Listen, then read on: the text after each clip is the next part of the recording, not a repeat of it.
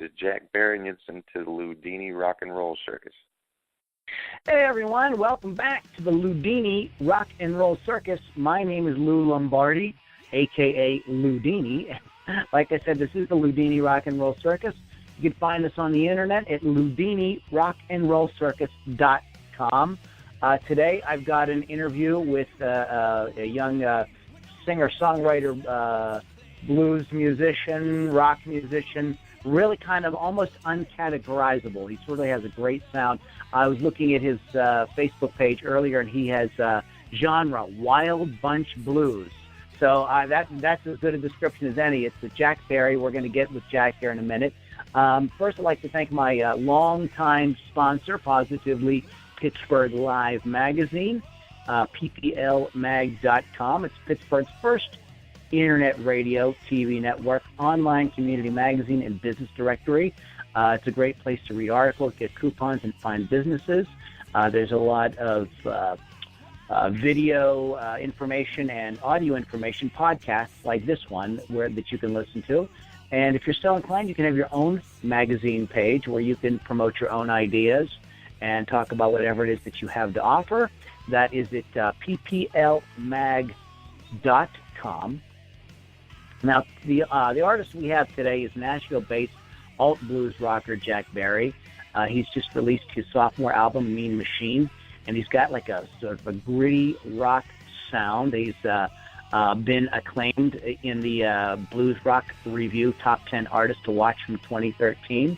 And if some of you guys that follow me on social media know that I just wrote a review of Jack's latest album, Mean Machine, and you guys can check that out at bluesrockreview.com.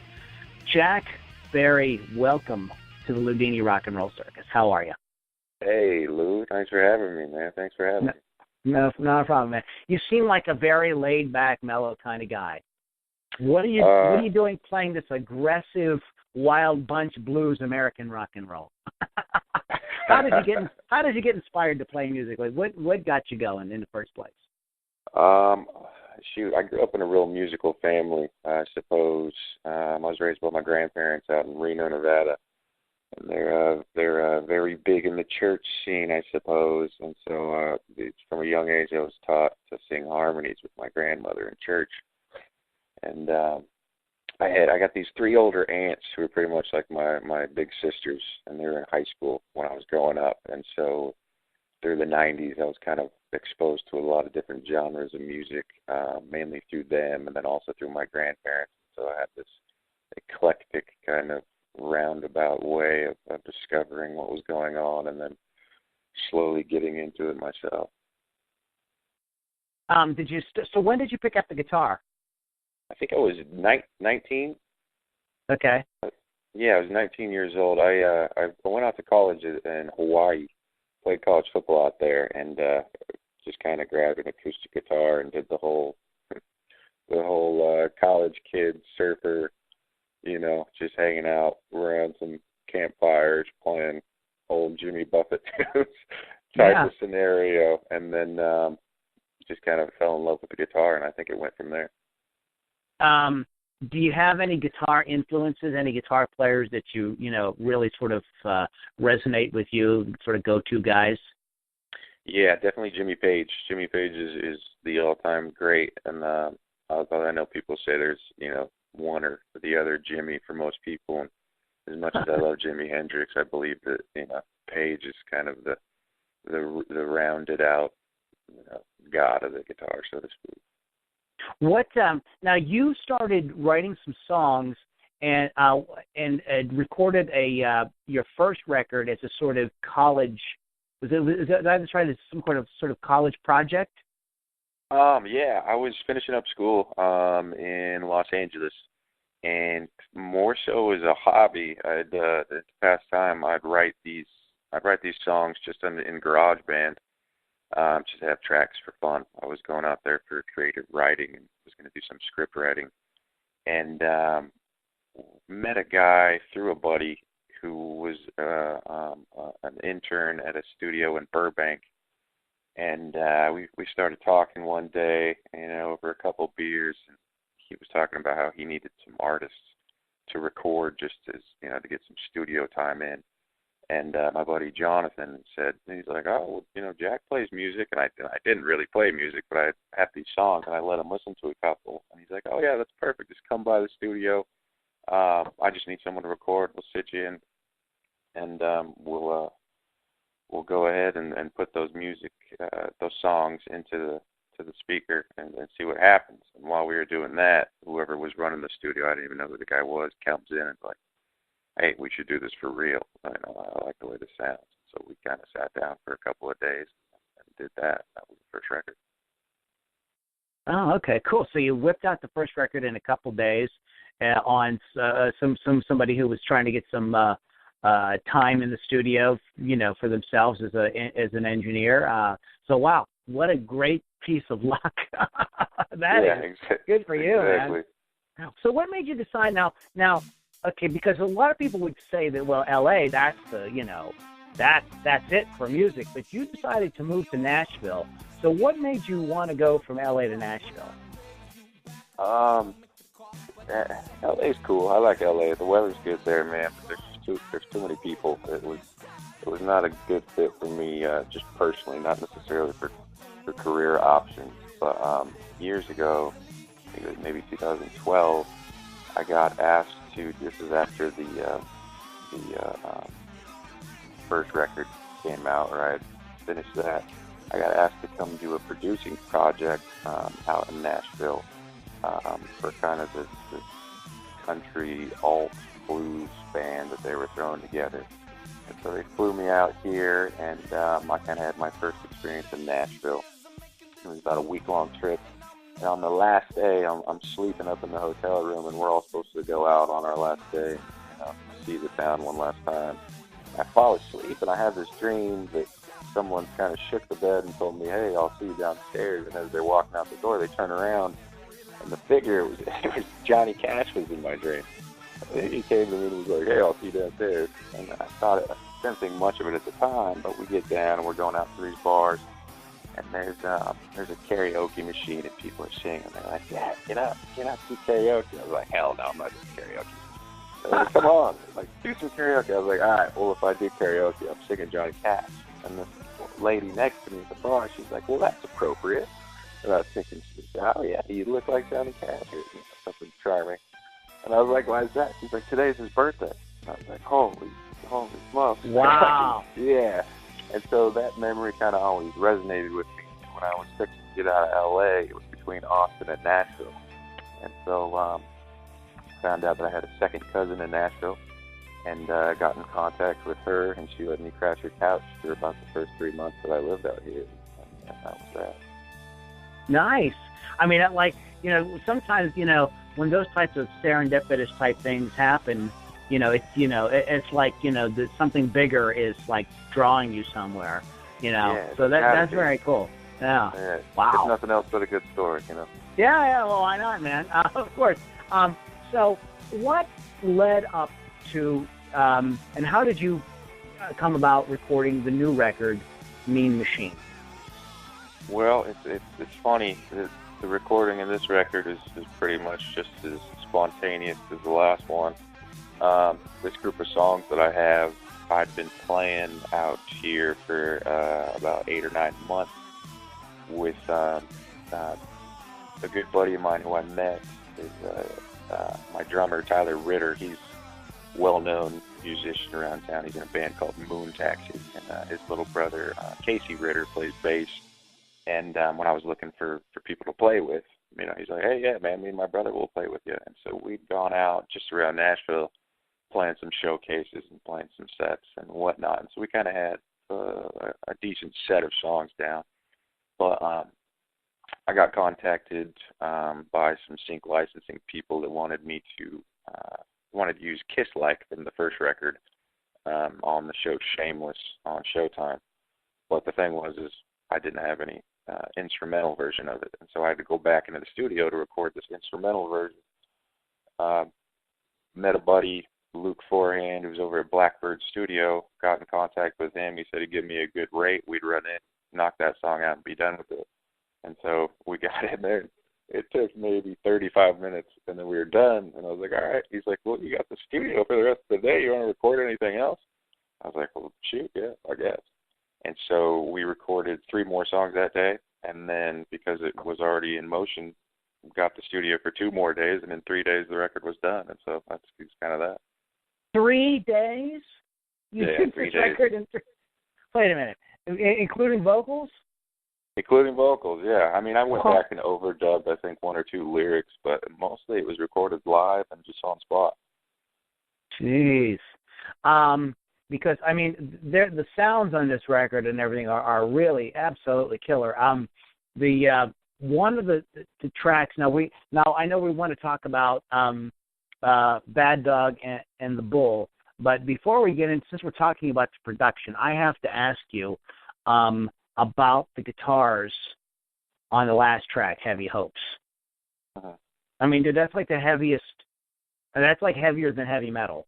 I mean, that's like, I mean, there's metal that doesn't sound that crushing.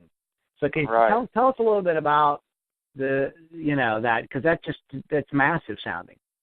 That's a definitely Led Zeppelin inspired track. A lot of the trippiness and the breakdown of being real big and going back towards, the basic groove is kind of where I thrive in music. I feel like years ago I got into that kind of pattern of keeping people's attention through a live show. You got to kind of mix things up. And I guess with that particular song, we made the highs even higher and the lows even lower, so to speak.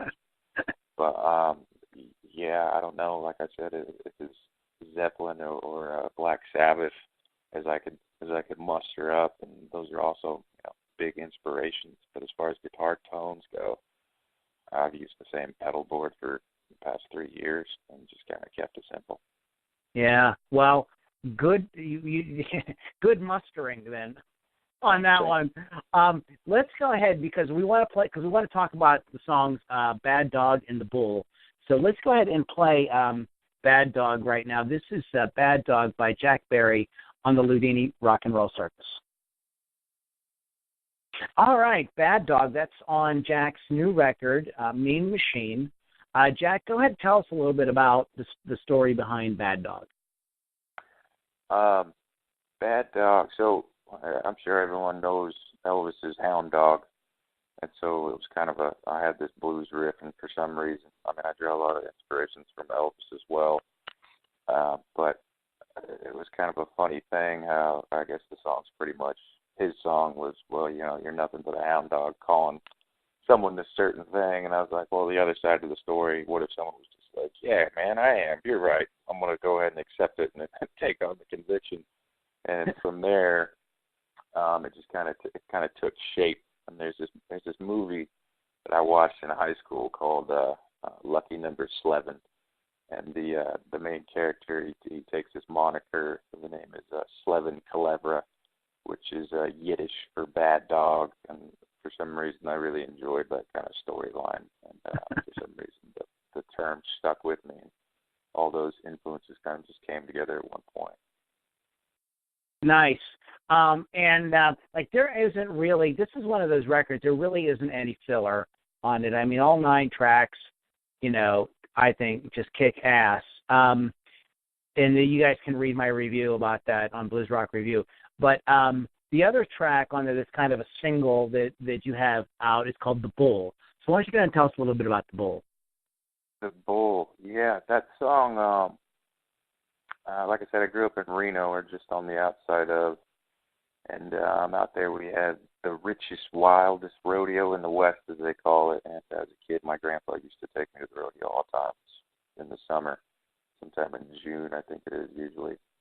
But the bull riding was always on the weekends, and so we'd usually go on a Friday or Saturday when the bull riding was going on. And I remember one time the announcer was kind of joking around with the rodeo clown down there.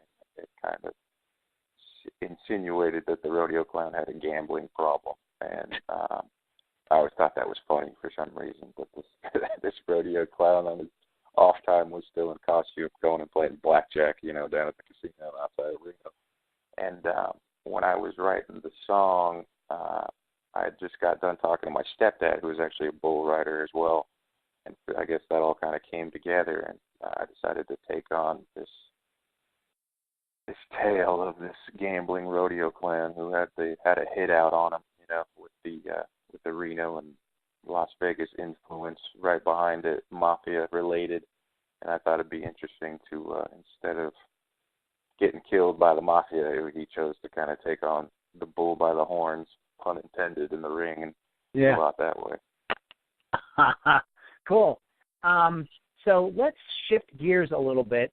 The record is out, and you guys can get it at all the regular outlets. It's actually, you can even get it on Spotify and Rhapsody, and the website is jackberrymusic.com. But let's talk a little bit about the Jack Berry live experience. Now, are you touring are you gigging as a three-piece? Do you plan to tour? What's the situation? Yeah, we just did the CD release, the album release, May 7th in town at Mercy Lounge in Nashville. And so that was our kickoff to what we'll be doing this whole summer, and and support for the release. And that was a phenomenal experience. A lot of love was shown by this city, which is great. I've only been here 3 years. To see that many people come out and show their support and have a good time and be able to let loose. We've kind of, as a trio, locked down our stage, presence and our chemistry, and been able to let the songs kind of breathe and speak for their own. And I think once you can kind of let rock and roll let you feel how you're supposed to feel, or however the songs are, you kind of got most of your work cut out for you and done behind you.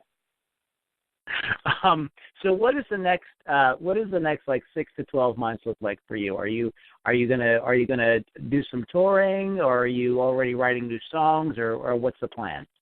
Yeah, we're definitely doing some touring. It's going to be mainly around the southern and northeastern regions. Playing a couple small festivals, doing some showcases for the local radio stations around here, one-offs, and we're just going to be on the road as frequent, as often as possible, and then try to get some music videos, I guess, out there in the meantime.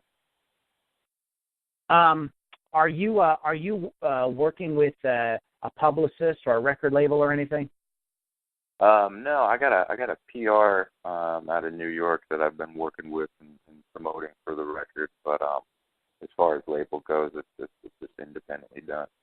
Completely independent. And I just want to ask you a little bit about songwriting. Are you one of these people that has like riffs and stuff kind of rolling around in your head all the time, or do you set aside, or will you set aside like a certain few weeks or whatever to write for the next record? How do you usually do it? I always leave myself open to give myself a chance to come up with stuff. I'm not one of those people who walks around with a riff in my head. It's more of I have to be in the right state of mind, sitting around, or it usually starts with a lyric, to be honest with you, a catchphrase Really? or something I'll hear, Watching a movie, I'll hear someone say something, I'll be like, oh, I like the way those words sound together. And then I'll take a little note of it, and then I'll sit down and tinker, and whatever I've been listening to, most recently, paired in with, what kind of direction I'd like the music to sound, starts to birth these songs, but it's never a time that you plan for, so I gotta make sure I got as much free time as I can and be able to lock myself away for a couple hours. Yeah. Well, Jack, thanks a lot for taking some time to talk to us today and kind of give us a peek under the hood about the album and about your songwriting process and your guitar work. Really appreciate that, and I'm sure the fans are really going to enjoy the music. Can you hang out for? No problem, buddy. Can you hang out for a minute? We're going to do a bonus question after we close the official podcast. You got a minute? Yeah, sure. All right, bud. Hey, guys, you've been listening to the Loudini Rock and Roll Circus, and this is my interview with Jack Berry, fantastic songwriter, guitarist, just kick out the jams, rock and roll.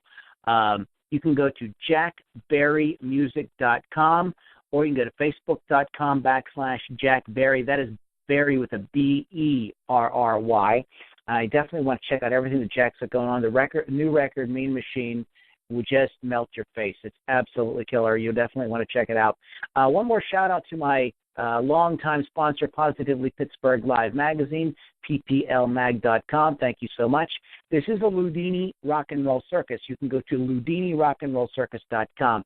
If you like music by bands like Jack Berry and Vexene and Albany Down and all these different artists that we've been featuring here, you want to go to supportindierock.com. This is a place we've set up for people to get involved with the different sort of promo programs that we want to put out here in the coming months and years to get this music like Jack Berry's music out there to more people and let the whole world know how amazing this music is and how much people really need to hear it. LoudiniRockandRollCircus.com is the website, guys. Thanks for listening, and we'll catch you on the next podcast.